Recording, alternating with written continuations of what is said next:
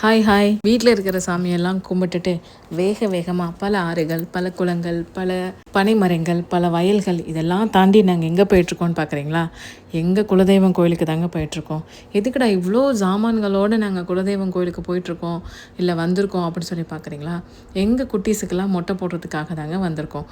ஒரு மொட்டை 2 மொட்டை இல்லைங்க, மொத்தம் சேர்த்து 3 மொட்டைங்க. ஆமாங்க, ஒரு மொட்டையும் அடிக்கிற சின்ன சின்ன ஷார்ட்ஸை தான் இந்த வீடியோவில் கொடுத்துருக்கோம். ஸோ லாங் வீடியோவில் ஃபுல்லாக வந்து எக்ஸ்பிளைனாக கொடுத்துருக்கோம். லாங் வீடியோ போய் பாருங்கள். முதல்ல எங்களோட குட்டி மொட்டை, ஆலயா மொட்டை, அழகு மொட்டை எவ்வளோ அழகாக சப்போர்ட் பண்ணுறா பாருங்கள். அலோவே இல்லைங்க எங்கள் ஆலயா. அடிக்கடி அவனோட முடியை வேற காணும்னு சொல்லி தடவி பார்த்து அதுக்கு தான் கொஞ்சம் வந்து சார் டென்ஷன் ஆகிட்டார். எங்கடா என்னோட முடியவே காணும் அப்படின்னு சொல்லிட்டு. ஏன்னா லாஸ்ட் 1 வீக்காக சிண்டு போட்டே பழகிட்டோம்.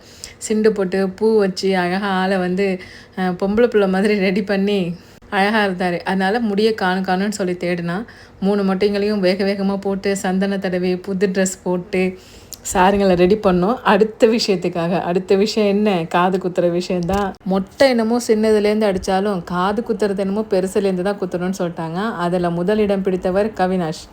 கவினுக்கு தான் ஃபஸ்ட்டு காது குத்தணும். அவனோட ரியாக்ஷனை பாருங்கள். என்ன தான் வலிச்சாலும் வலிக்காத மாதிரியே மெயின்டைன் பண்ணிக்கிட்டான்.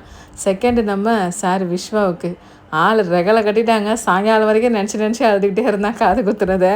3வதாக நம்ம சுட்டி பிள்ளை ஆலயா. எதுக்கு மாலையெல்லாம் போட்டு இவ்வளோ மரியாதை எதுக்குங்க எங்களுக்கு அப்படின்னு யோசிக்கிறதுக்குள்ளேயே ஆளை போட்டு அமுக்கி பிடிச்சி காது குத்த ஆரம்பிச்சிட்டோம். சரியான ரெகலைங்க.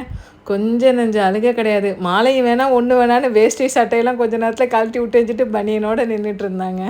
ஒரு வழியாக மொட்டடிச்சு காது குத்தி அடுத்ததாக அபிஷேகத்துக்கு போயாச்சு.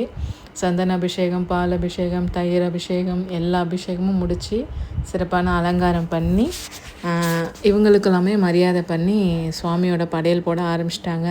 அம்மனுக்கு வந்து தனியாக நம்ம அபிஷேகம் பண்ணி அவங்களுக்கு சக்கரை பொங்கல் படையல் பண்ணிவிட்டு இவங்க பேச்சாய் அம்மனுக்கு அவங்களுக்கு நான்வெஜ்லாம் வச்சு இவங்களுக்கு சமையல் பண்ணி இவங்களுக்கு தனி படையல் எல்லாம் முடிச்சுட்டு ஒரு வழியாக வீட்டுக்கு வந்து ஆரத்தி எடுத்து வந்தாச்சு.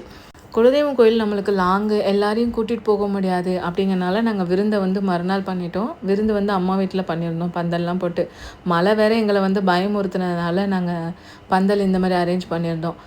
விருந்து என்னென்னு கேட்குறீங்களா? மட்டன் பிரியாணி, சிக்கன் 65, முட்டை, ஆனியன் ரைத்தா, தக்காளி பச்சடி, பாயாசம் இதெல்லாம் வந்து நாங்கள் விருந்துக்கு ரெடி பண்ணியிருந்தோம். விருந்து நாங்கள் ரெடி பண்ணிகிட்ருக்க கொஞ்ச நேரத்தில் வேன் ஒன்று வர ஆரம்பிச்சிருச்சு. ஸோ ரிலேஷன்ஸ்லாம் வந்தோன்னே எல்லாரையும் வெல்கம் பண்ணி எல்லாருக்கும் விருந்து வச்சு நல்லபடியாக இந்த காது குத்த முடிச்சிட்டோம்.